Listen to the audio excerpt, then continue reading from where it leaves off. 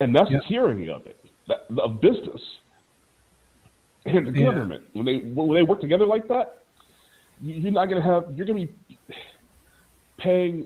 Just for example, fuel efficiency. You get carbon credits and stuff. You get a more fuel efficient car. Or, you know, instead of driving a 1970s slab, like Cadillac or a Lincoln or something that's guzzling gas. Your insurance premiums are going to be higher.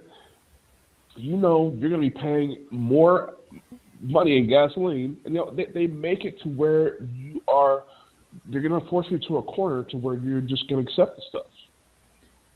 Let me ask you a question now. You're talking about fuel, and that's a good question right there. Okay, if it shows the computer shows, okay, you drive so many miles, and then if it starts to looking like the car is going through a, a change, that's the way I can put it, where it's starting to use more fuel but less miles, where it takes more fuel to go the same amount of distance than before after you reach to a certain amount of miles that you put it through. Now, will that go to the car manufacturer, the car lot that you bought the car from, as well, to where it shows that the maintenance, okay, like to where the insurance or and there's the secure, what you call it, warranty on it, to where they know all this stuff about the warranty and the condition of which you're how you're driving the vehicle. Well, let me also point something out too. Whenever I was talking about disengaging the tracking stuff, if you go about doing that, you might as well take that warranty and just throw it out the freaking door. Just get Yeah, rid of it. you mess with anything, your warranty's void. It's Yeah. gone. Oh yeah, but I'm saying if you don't mess with anything, but by you driving down the road and it seems like your car is after about 3 to 4 years starting to use a little bit too much fuel, and you didn't go and get a lot of maintenance done to your vehicle. All the information that what you haven't done or you have done, go where does it go to where like it gives the information better to the car dealership of I don't maintenance necessarily record. think that. So what I'm thinking is just like what Roger said. There's going to be apps, and these apps might tell you. So okay. The lady I'm staying with, she has a hybrid Rav4, and it tells her. It has a little counter in the dashboard that tells her what her fuel efficiency is. She was complaining about it being 35 miles to the gallon. She said it should be getting 42. That's what it was when she bought it. It was 42.5 or something like that. And she's like, oh, I think I need to take this in. I'm thinking to myself, yeah, that's how they get you. That's how they get you. So there's going to be apps, just like Roger said, and they might give you suggestions. You should take your shop in for to be looked at, and then they're going to be looking at your data. They're going to look at your data, your the way you drive. It's going to make suggestions to you over and over, and it's going to give you the options to pay for this, pay for that. You're going to pay for a subscription to this thing that's going to think for you. And I mean, I don't think the dealership is going to be the major. It's not the bad guy. They're just a part of the system. But they're going to do all the stuff and make things more efficient for you to get to things closer, better routes. And this way they can start cramming us into these 15-minute cities, right? Well, yeah. Well, And everything goes from there. yeah. Well, the thing of it is, what wouldn't be so bad as well with the little black box if the little black box works in the condition of what you call like me keep keep our check the engine itself. What you call like diagnostics. It does a diagnostic all on its own. The little black box to where it keeps an eye on when you do go into the garage. Okay, the little black box knows the things of what's showing up, coming close to failing or not failing, and what actually shape and what condition it is. Well, you see, even there though, that's a rocky road because now they're coming out with this setup to where every time a car comes to a street light and it's red, it will shut the car off, and then when the car or when the light turns green, it will restart it.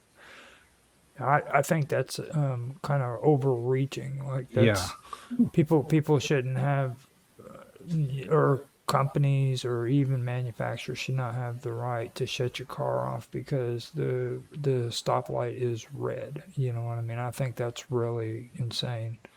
So, I mean, even there, I think they're really overextending themselves in that aspect too. Well, I don't think it'll be used like that because extenuating circumstances. Somebody may be a semi truck may be coming behind you, barreling in at 60 miles an hour.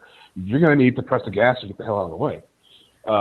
So unless all the cars are automated, I don't think they're going to be able to do that. However, they will use that kind of technology if, let's say, you have a warrant for your arrest. Cops will come and find you. If you're in a police chase, they'll just shut your car down. That sort of thing, that sort of fruition is the way I think it would be used.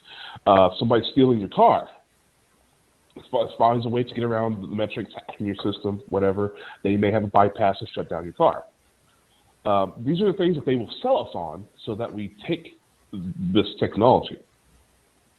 Now, it's going to be used in some very other nefarious ways, like assassinations, for example. Maybe they'll say he doesn't like you. He's going to tell your car to go drive off a cliff. yeah, You know what I mean? yeah. And they were showing on the news a few months ago where these people are going around. One guy holds his hand up with an antenna up high up in the air above his head, above the car, and what it does is picks up the signal of the car for to be started. And there's a third person there get into the car and drive off with it, and the other two gets back in the original car and leaves. Now, for that situation there, what condition, what part of security does that fall under for the wireless systems in the car? I'm not sure I understand the question. Yeah, that Well, Can you rephrase like it? the signal from where it keeps the car from getting stolen, where they picked it up, they did, and they with that little black box, they have a way of popping the car open to get it going, started without it turning off. well, that's what I was explaining to you about just a little while ago when it comes to how you can disconnect these devices and stuff. I mean, if you're a thief, yeah, you can do the same thing as what you would want to do if you didn't want to have these devices on your vehicle. It's just a matter of what you're. I mean, like if you're an owner who doesn't want to have these things installed or you want to have them connected, you do the same thing that a thief would do if they're wanting to steal your car. You see what I mean? It's But they're gonna incentivize you to get this technology, and they're gonna punish you if you don't. I right. see. Like I see in the future of this sort of thing. They're gonna be rebuilding, making new highways and things like that. Yeah, sure, you'll be going 110 miles an hour if the computer's driving for you. Oh, you don't want that? Well, then you can stick to this dirt road over here and drive your archaic vehicle. Your Also, vehicle won't be allowed on the same road. yeah.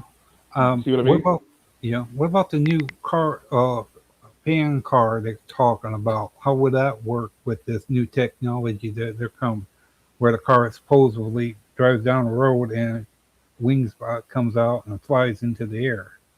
You stop to think about uh, that. That's pretty.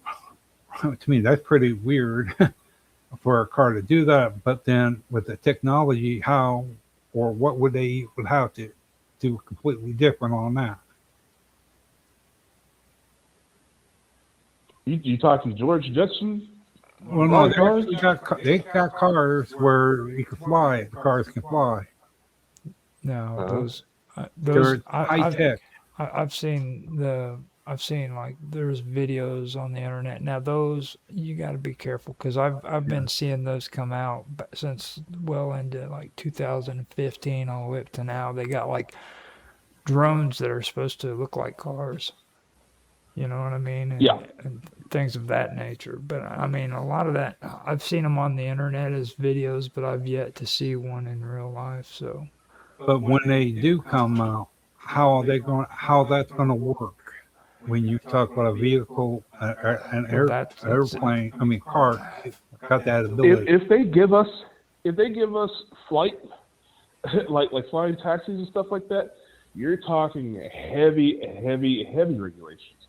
I mean, Trump fired all the freaking I'm not making this political, but the traffic controllers. We have more planes going down now. The air traffic controllers can't handle the caseload because there's not as many of them as we're used to. That is just proving to be an example of how important it's going to be to actually have control over a secondary control over systems and anything that flies, because you have your liability. When you're just on the ground, that's one thing. That's a liability that is going to multiply because you're just worried about pedestrians and cars on the road. When you have the flying, you got buildings with citizens in them. You have property, land, reserves, things that cannot be destroyed, that shouldn't be destroyed, especially things that are part of infrastructure, power poles, cell towers, things like that. You will not be able, I see this coming, you will not be able to actually have full control over your own vehicles. Everything you do will be computer guided. You may have some, control, but your control will be guided. You won't be able to fully operate your vehicle at that point.